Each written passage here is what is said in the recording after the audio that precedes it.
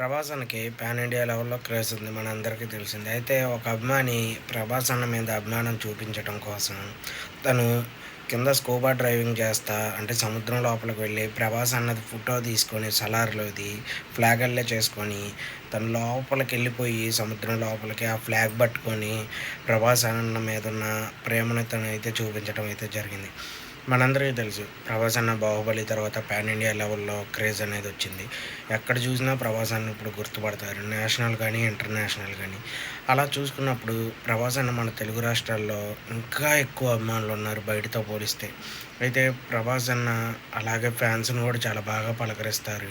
ఆప్యాయంగా మాట్లాడతారు. ఈ మనందరం చాలామంది చూసాం. అలాగే ఫ్యాన్స్ పట్ల 'ప్రభాస్ అన్న' ఎలా ఉంటాడు అనేది గూడా అందరికీ తెలుసు.